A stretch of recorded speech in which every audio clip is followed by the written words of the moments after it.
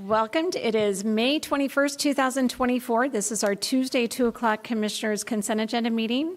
Let the record reflect that we have received no written comments today, and we will go ahead and start. We will stand up for the pledge.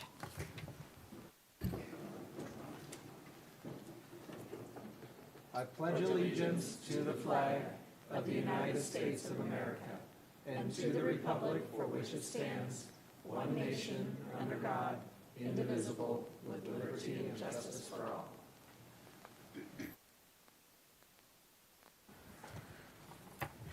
Thank you. So next on our agenda is our open public forum. I do have a couple people that have signed up for our open public forum. So we will go ahead and start. I will open up the open public forum. So these are for items that are not on our printed agenda today. And I will start with Tim Kinley. If you would please come up and state your name and address for the record, and you have 3 minutes. Okay, thank you. Tim Kinley, Commissioners. I handed out to you should have a resolution. And again, I'm asking for 2 things: an audit of our election system and a 3-hour commissioner meeting in the evening when people can be there off work, where we would bring in our computer experts and election experts and explain the system and how it's not safe at all. And I think here with the beginning of the resolution to restore confidence in our election system, it says, "We the people support removing all internet-capable machines, computers, softwares used for election management, ballot processing, and vote tabulation, replacing universal mail-in voting with single-day in-person voting requiring legal identification to be shown, ballots to be hand-counted, and at the precinct level with final results to be reported on election night." And we have a number of whereases, but the first one there I think is really important. Mail-in balloting lacks serious security, transparency, ballot chain of custody, and verifiable integrity and absolute secrecy, which you have to have according to Article 6, Section 6 of the Washington State Constitution. And this is of any voter's given ballot.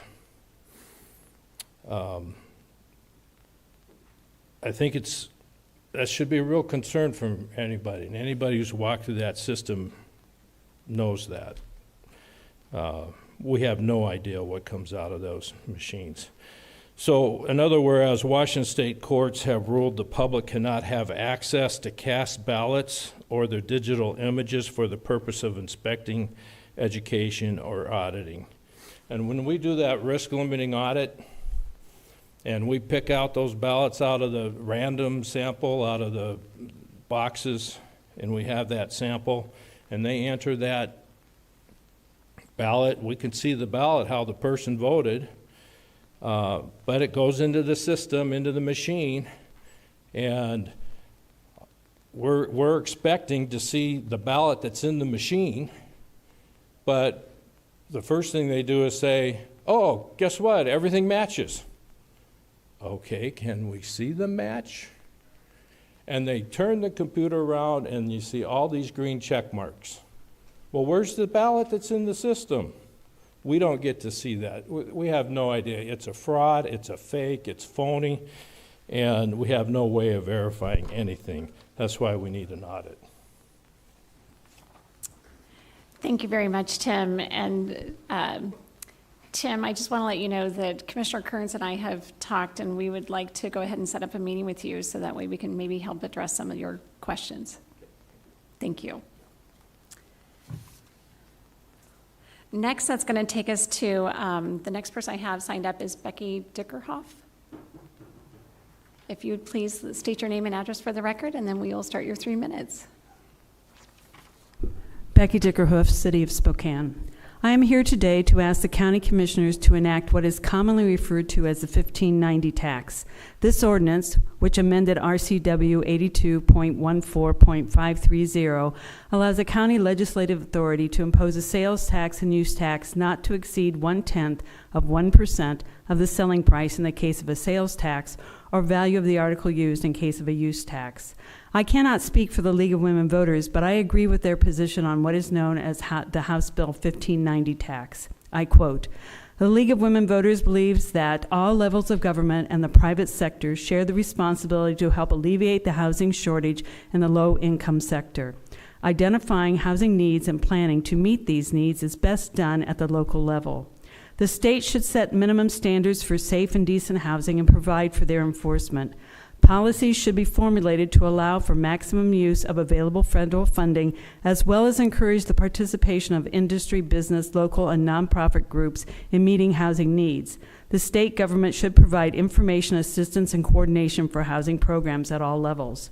Based on their position on housing, the LWVSA, our local league, sent a letter of support to local officials in 2020, citing the 3-year wait list for affordable housing in Spokane and a 1% vacancy rate. Little has changed since 2020.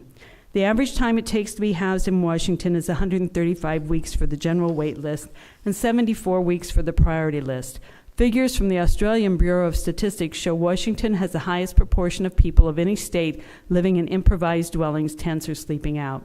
In 2023, Tom Hornell, president of the Spokane Association of Realtors, said we are 25,000 housing units short in the city of Spokane alone. It's not about single-family housing. It's about duplexes, triplexes, condo units. We can't fix this problem with single-family homes, and we can't fix this with apartment buildings. We know homelessness is not limited to Spokane City. We know there are homeless people in all areas of the county who need housing, but because of the lack of units, are forced to live in remote areas, often creating risks to their community due to campfires and lack of sanitary facilities. Whether their lifestyle is a result of lack of resources or other extenuating services, we do not have this housing available, even if they would choose a different living scenario. Without housing, how can we ever hope to lessen the current homeless crisis? We need more funding to address the housing shortage, not at the highest home market, but at the level where someone earning less than $40,000 a year can hope to find affordable housing. Please enact the tax that can help make that happen. Thank you.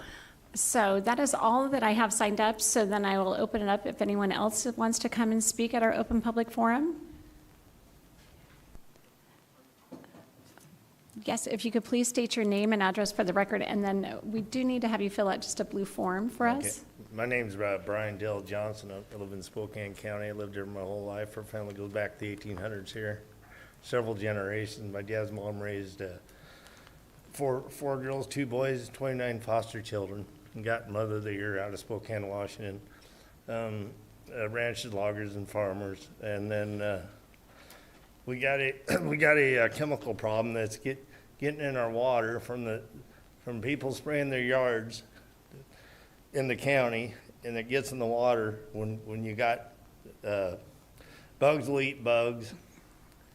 You got the natural weather that comes down, puts nutrients in the soil, and then basically, if you wreck your H2O, you got nothing pretty much. I'll take the bugs over wrecking my H2O. And then to top that off, they go and put houses in on property that's farmland when the farmland feeds the people. So you got to give and take, and also takes from the wildlife. And you're supposed to grow inward and then grow outward later. Well, they're not doing that. They just go slap houses. Well, the next thing, the guy over here, He's got his house paid off. He's got to pay for 2 or 3 schools several times over after he's retired.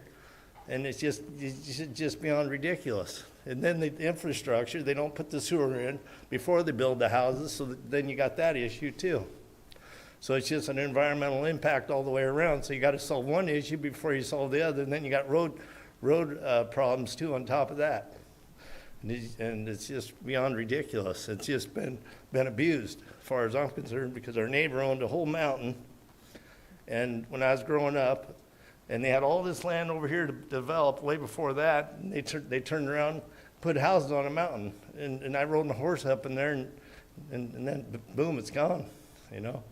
And then they turn around, it's zoned for X amount, one house for X amount, and they turn around and put another house. 5 people wanted to put a house there, well, never got pushed through. This other guy came through, he put a house there, and he got it pushed through, and now you got 10 other people mad over here because they didn't go to the hearings, because they didn't realize that, and they snuck it through. So those issues are going on. And then putting then to top that on the sewer, they put, all the sewer comes down through there, and they don't have nowhere, they got the air vent open, so when you run by there, you gotta smell it, and then on top of that, the water comes off the hill, off the mountain, because they put houses, comes into our property, all the contaminants. And another issue is the 208s. I'm a commercial landscaper too, and a / farmer. Learned a lot from the older generation, taught me a lot. And so what you got, the 208s are like this, water goes downhill. We don't live in California where it's floodplain on top of that. And so the 208s collects all that in the stormwater, and then they sell the dirt, and it makes a hazard for the guy coming along that's got to mow the grass. Thank you. It didn't ding, but your 3 minutes is up, so thank you very much for coming Those are some down. serious issues. I mean, the guy that's Yes. got to maintain, it's got, Thank it's you. beyond ridiculous. Thank It should you. be flat. Yes, and if you could fill out the blue form, that would be great. So, yeah, I'm not sure why it didn't alarm us, so. So is there anyone else who would like to testify for our open public forum? Okay, third and final call for anyone wishing to testify. I will then close the open public forum, and I will look to my fellow commissioners. Can you hand me back my agenda? Madam Chair, move to approve items 3 and 4, including all sub-items on today's consent agenda. Second. Okay, I have a motion and a second for items number 3 and to approve items 3 and 4 and all sub-items on today's agenda. Is there any other discussion? Seeing none, all those in favor, please signify by saying aye. Aye. Aye. Aye. Commissioner Jordan, did I get an aye? I get an aye. You got an eye. Thank you. Thank you. I'm not sure what's happening. Is it through? It's just on, it was only when he unmuted. Just on Chris, okay. Well, thank you very much. Then that was all 5 votes in favor of that, so it is approved unanimously. So then that's going to take us to item number 5 on today's agenda, which is a public hearing in the matter of concerning the proposal to dispose of certain miscellaneous personal county property by auction, recycling, or destruction, project number P14016. It looks like we've got our purchasing director coming down. Good afternoon, Commissioners. Standing in for our buyer, Carrie, who typically does the surplus requests. This project is a request of the board to declare surplus of the items that were included in the spreadsheet to you, to authorize their disposition by auction, recycling, or destruction as specified by the various department heads. And all of the IT items have been approved by IT, and anything salvageable will be recycled. After closing of the public hearing, I respectfully request that you approve these items and their disposition. Thank you, Melanie. thank you. Is there any questions for Melanie? Okay, seeing none, then I will, this is a public hearing item, so I will open it up to public comments on just item 5A. Anyone online? Okay, seeing no one online, no one in the audience. Second call for anyone wishing to testify on item number 5A. Third and final call for anyone wishing to testify on item number 5A. Seeing no one in the audience or no one online, then I will close the open public testimony and look to my fellow commissioners.